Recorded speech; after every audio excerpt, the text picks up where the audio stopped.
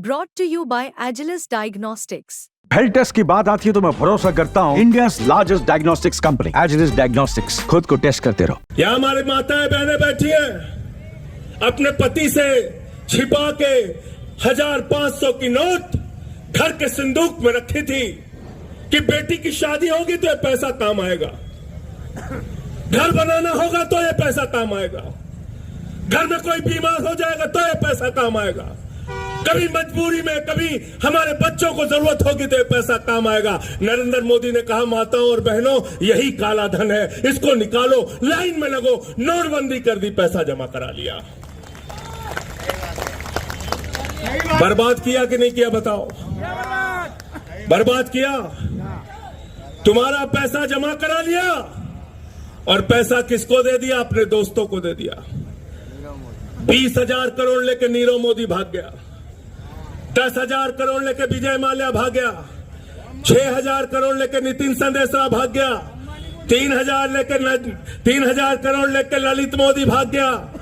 अरे मोदी जी, तुम कहते हो बटिए नहीं कटिए नहीं, मैं आपसे कहना चाहता हूं ये हिंगना विधानसभा के लोग बिना बटे आएंगे। हमको नीरव मोदी का घर बताओ, 20,000 करोड़ रुपए लूटा है, हम सब इकट्ठा होकर आएंगे उससे पैसा वापस लेने के लिए। बताओ चलोगे ना? बताओ हमको 10,000 करोड़ रुपए की संपत्ति जो हमारी लूट के ले गया विजय माल्या, बताओ उसका पता। हम सब मिल के बिना बटे आएंगे उससे अपना पैसा वसूलने के लिए। देश की जनता को बेवकूफ समझते हो। भारत के प्रधानमंत्री चुनाव प्रचार में आते हैं, अपने वादों के बारे में बात नहीं करते। क्या कहा था 2014 में? नौजवानों वोट दे दो, 2 करोड़ नौकरी हर साल देंगे। क्या 20 करोड़ नौकरी हिंदुस्तान के नौजवानों को मिल गई? कहा था महंगाई कम करेंगे, 40 रुपए का डीजल हो जाएगा, 50 रुपए का पेट्रोल हो जाएगा। क्या इस देश के अंदर महंगाई कम हो गई? वादा किया था प्रधानमंत्री ने, किसानों की आमदनी दोगुना कर देंगे। क्या देश में किसानों की आमदनी दोगुना हो गई? नहीं। इन सारे सवालों पर प्रधानमंत्री बात नहीं करते।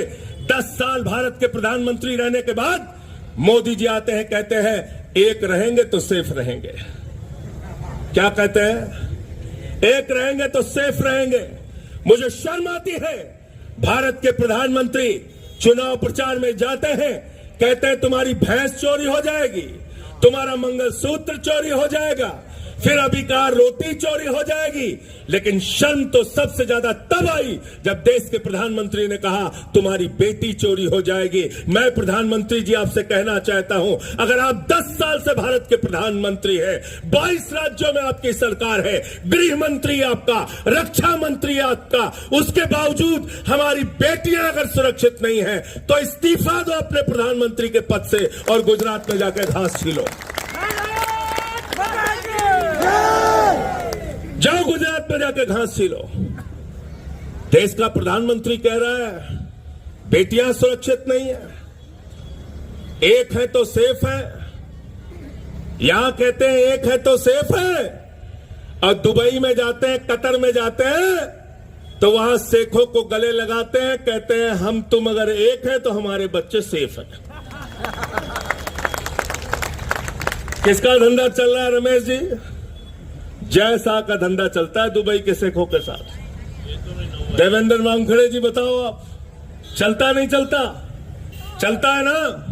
तो यहां आपसे लड़वाते हैं और दुबई में कतर में गले लगाते हैं।